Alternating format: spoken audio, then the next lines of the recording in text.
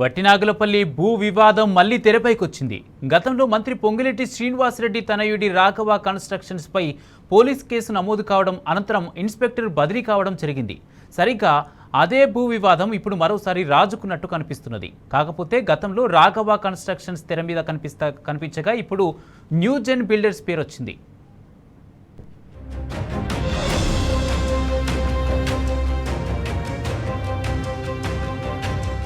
రంగారెడ్డి జిల్లా గండిపేట మండలం వట్టినాగులపల్లిలోని survey number 245లో Satish కు 20.14 ఎకరాల భూమి ఉంది. ఈ భూమిని ఆయన తన కుమార్తెలు పల్లవి షా, ప్రియాంక షా, రాధికా షాకు ఇచ్చారు.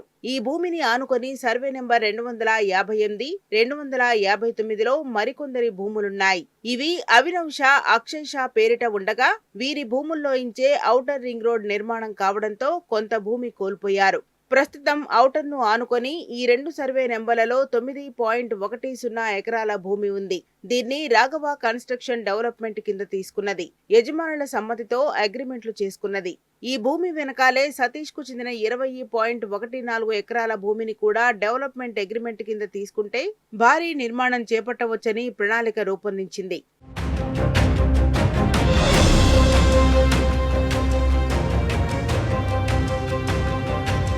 ఈ మేరకు సతీష్ ను అడిగితే డెవలప్మెంట్ కు ఇచ్చేందుకు నిరాకరించడంతో ఎలాగైనా ఆ భూముల్ని కూడా తీసుకోవాలని కొన్ని నెలలుగా మంత్రి పొంగులేటి, ఆయన కుమారుడు ప్రయత్నాలు చేశారు. అవి విఫలం కావడంతో గత డిసెంబర్ మొదటి వారంలో మంత్రి కుమారుడు, ఇతరులు అక్కడికి వచ్చి దాదాపు 70 మంది వరకు బౌన్సర్లను పురమాయించారు.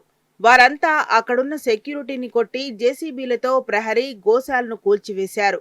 దాంతో పోలీసులకు ఫిర్యాదు చేయడంతో గచ్చిబౌలి పోలీసులు రంగంలోకి దిగి బౌన్సర్లను తమ స్టైల్లో మందలించారు. ఆ తర్వాత ప్రభుత్వ పెద్దల స్థాయిలో దుమారం రేగి చివరికి చట్టబద్ధంగా పనిచేసిన ఇన్స్పెక్టర్ ను అక్కడి నుంచి బదిలీ చేశారు. ఏకంగా మంత్రి కుమారుడు కావడంతో బాధితులు అప్పట్లో హైకోర్టును ఆశ్రయించి పోలీసుల సెక్యూరిటీ పొందారు.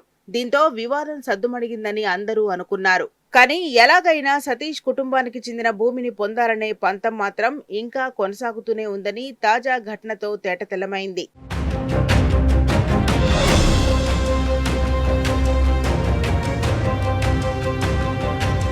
ఈ క్రమంలో 2 రోజుల క్రితం న్యూజెన్ బిల్డర్స్ కు చెందిన కొంతమంది వ్యక్తులు అక్కడికి వచ్చి పోలీసుల సమక్షంలోనే ప్రహరీ కూల్చివేశారు. న్యాయస్థానం ఆదేశాలతోనే తాము నిర్మించుకుంటున్నామని భూ యజమానులు చెబుతున్నా వినకుండా పట్టాదారులను బెదిరించి ప్రహరీ కూల్చివేశారు. సదరు వ్యక్తులు ముఖం కనిపించకుండా ముసుగుతో ఉన్నారని, పక్కా ప్లాన్ తో బెదిరింపులకు పాల్పడేందుకే అక్కడికి వచ్చారని స్పష్టమవుతున్నది. అయితే దాదాపు 30 సార్లు డైల్ 100కు ఫోన్ చేసినా పోలీసులు స్పందించలేదని బాధితురాలు వాపోయారు. దాదాపు గంట తర్వాత తీరిగ్గా అక్కడికి వచ్చిన గచ్చిబౌలి పోలీసులు తమను కూడా పోలీస్ స్టేషన్ కు తీసుకెళ్లారని ఆవేదన వ్యక్తం చేశారు.